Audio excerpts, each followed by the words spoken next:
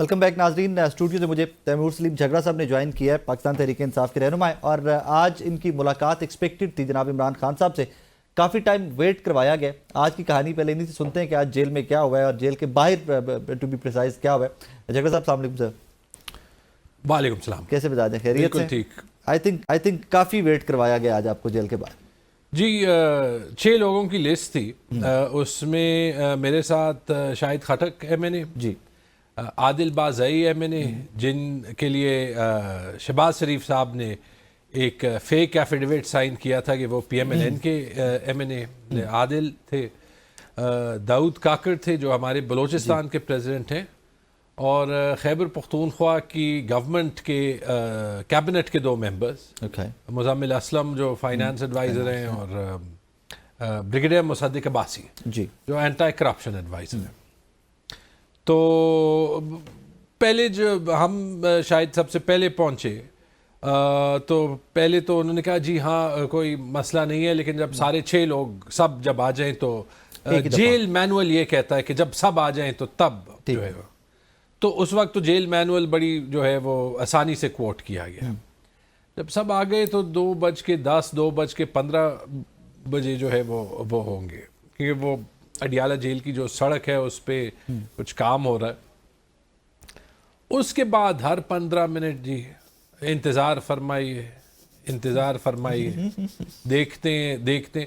وہاں پہ 2-3 لوگ تھے جو مجھے لگ رہا تھا کہ ان کے پاس اپنے فون میں دیکھنے کے علاوہ کچھ اور تھا نہیں, مجھے سمجھ نہیں آئی, لیکن وہ کچھ مطلب ان کے لیے جو وہاں پہ جیل کا انتظامیہ تھا ان کے لیے امپورٹنٹ لگ رہے تھے, لیکن وہ مطلب ہمارے ساتھ آئی کانٹیکٹ نہیں, وہ صرف اپنے فون کی طرف جو ہے. ماسک تو نہیں تھے ابھی تک؟ وہ میں تو جس وقت نوٹس کیا تو ماسک نہیں تھے, شاید مجھے کہتا ہے کہ ماسک بھی کسی وقت میں جو ہے وہ پہنے ہوئے تھے, لیکن ان کا رول جو ہے وہ کافی امپورٹنٹ لگ رہا تھا. جو انٹری میں ان کا رول تھا, ہاں انٹری میں کچھ لگ رہا تھا ایسے.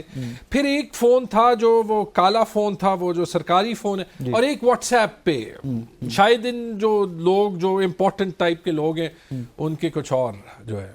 تو انہوں نے ایک بندے نے کان میں کہہ دیا کہ آج آپ کی ملاقات نہیں ہوگی, ابھی تو آپ جیل مینول کر رہے تھے.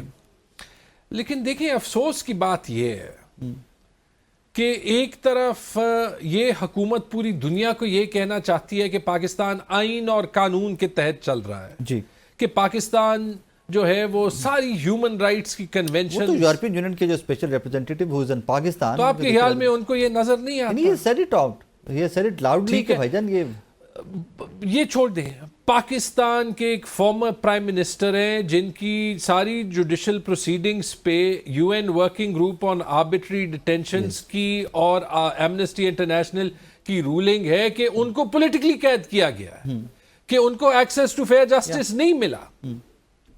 ان سے جیل مینول کے مطابق 6 لوگ جس میں 4 اسٹیٹ کے فنکشنریز ہیں. میں تو بیچارہ مجھے تو جو ہے وہ الیکشن ہروایا گیا نا, لیکن ایک سیکنڈ, لیکن 2 M N as, 2 Khyber Pakhtunkhwa کے کیبنٹ ممبرز, مجھے یہ بتا دیں کہ آیا بنانا ریپبلکس میں بھی ایسے ہوتا ہے؟ It doesn't work that way. It doesn't work. تو بس یہ حالات. اچھا آپ کے الیکشن سے چلیں گے, سے سٹارٹ کر لیتے ہیں. آپ کے الیکشن کے اوپر بھی سنا کہ کمیشن بننے جا رہا ہے کہ کیسے الیکشن کو 6-7 سیٹیں Khyber Pakhtunkhwa P T I ہاری تھی. میری تو جی یہ پہلے دن سے نہیں سنا ہے کہ اب اس کی گزارش ہے, اور میں تو یہ علی امین خان صاحب کو بھی میں نے پہلے دن سے ریکویسٹ کی ہے.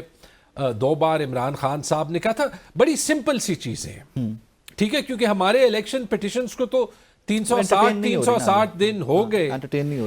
مثال کے طور پہ ہمارے کیس میں ہمارے جج کی انٹیگریٹی پہ ایک فارم 47 کے ایک ایم پی ہیں ارباب وسیم, انہوں نے 5000 ووٹ لیے تھے, ان کا رزلٹ سوئچ ہو گیا تھا. ان کے آر او بڑے عقل مند تھے, انہوں نے بس سوئچ کیا تھا کہ جو ونر کے ووٹ تھے وہ ان کو دیے, ان کے ووٹ ان کو دیے, 5000 22,000 ہو گئے, 22,000.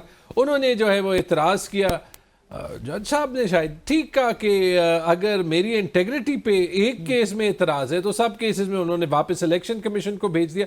پر ریزلٹ اس 360 دن ہو گئے, ہمارے کیسز تو ابھی گراؤنڈ زیرو پہ, سال پورا ہونے والا. ٹھیک ہے جی, ضروری یہ ہے کہ یا تو ہم یہ مان جائیں کہ الیکشن ایسے ہوں گے, اور پھر آپ ٹی او آرز آپ یہ رکھ دیں کہ جو ہے وہ چمک اور بوٹ مطلب وہ زیادہ کرے گا اب ٹھیک ہے تو وہ آ کے الیکشن کرے, کیمپین کی ضرورت نہیں ہے. ہم دیکھیں گے اینڈ میں کہ یا what to پھر do with the results. تو دو تین چیزیں ہیں.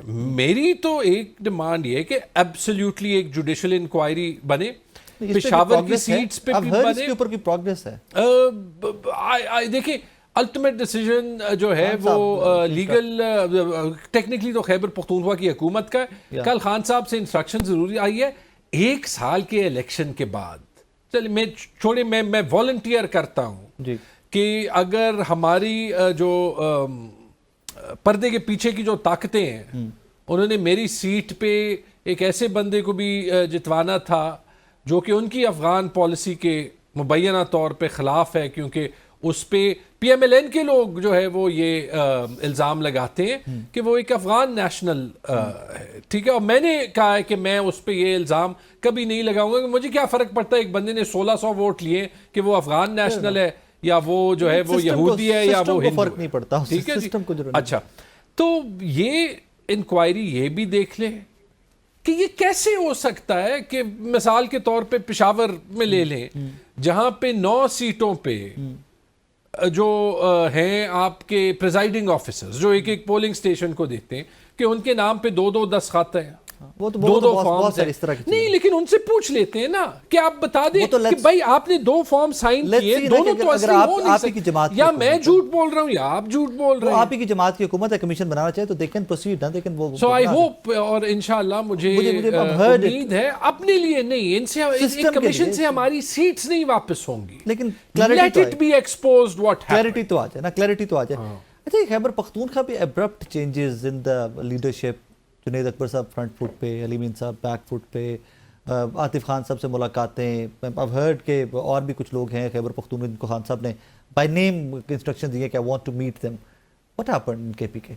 نہیں دیکھیں یہ تو پار فار دا کورس ہے پالیٹکس میں. میرے خیال میں اس کا خلاصہ جو ہے وہ یہ کہ ہماری ایک بڑی سٹرگل ہے اور اس بڑی سٹرگل میں اپس اینڈ ڈاؤنز جو ہیں وہ آئیں گے, لیکن وہ سٹرگل عمران خان کے لیے بھی ہے جن سے کوئی بے وفائی نہیں کر سکتا, نہ علی امین کر سکتا ہے, نہ جنید خان کر سکتا ہے, نہ کوئی بھی پارٹی کا فرنٹ لائن ورکر. ڈفرینسز ہیں سب کے یار پی ٹی آئی ایک ڈیموکریٹک پارٹی ہے, اس میں ڈفرینسز جو ہیں وہ ضرور ہوتے ہیں, ڈفرینسز سالو بھی ہوتے ہیں. جو ڈفرینسز ہیں یا رہے ہیں وہ سامنے رہے ہیں, وہ کسی سے چھپے ہوئے نہیں ہیں. لیکن جو میں کہنا چاہ رہا تھا کہ جو ہوا ہے سب کے سامنے ہوا ہے, لیکن دا ریالٹی از کہ خان صاحب کا علی امین پہ ایز چیف منسٹر کانفیڈنس ہے, وہ چیف منسٹر ہیں, ہے ابھی تک تو چیف منسٹر ہیں, کانفیڈنس ہے. اور اسی طرح خان صاحب کا جنید خان پہ کانفیڈنس ہے کہ وہ ان کے ایک فرنٹ لائن پولیٹیکل ورکر ہے. اور ایک بیسک پرنسپل سالو ہو گیا کہ ایک ایسے ٹائم پہ جہاں پہ ہمیں پولیٹیکل پارٹی کی لیڈرشپ اور چاہیے تو ان کو لے لیا. اور اس طریقے سے جو ہے وہ دیکھیں خامیاں تو ہوتی ہیں, ہمیشہ ہوتی ہیں. تو اگر خان صاحب ان لوگوں کو ہائی لائٹ کرتے ہیں, ٹھیک ہے جی, جنہوں نے سیکریفائس کیا ہے, میں آپ کو اسی میں کہہ دیتا ہوں. فار ایگزامپل پشاور میں 9 سیٹوں پہ رزلٹ چینج ہوئے. وہ 9 کے 9 جو لوگ تھے وہ سب وہ لوگ تھے جو عمران خان سے ہلنے والے نہیں تھے. کامران بنگر صاحب ہیں, محمود جان صاحب ہیں, جنہوں نے اس سارے ٹائم میں ایک پرسنل دشمنی بھی صحیح ہے, ٹھیک ہے جی, جو اور لیکن وہ ہلے نہیں ہے. جو بھی ان پہ پریشر تھا اس کا 10-20% مجھے پتا ہوگا, باقی ان کو پتا ہوگا. اگر ایسے لوگوں کے لیے حمید الحق ہیں ہمارے ایکس ایم این اے, ملک شہاب ہیں, علی زمان ہیں ہمارے لائر, جن کو بہت سے لوگ کہہ رہے تھے کہ وہ جیتیں گی نہیں, وہ 4 گنا لیڈ سے جیتے, ٹھیک ہے جی.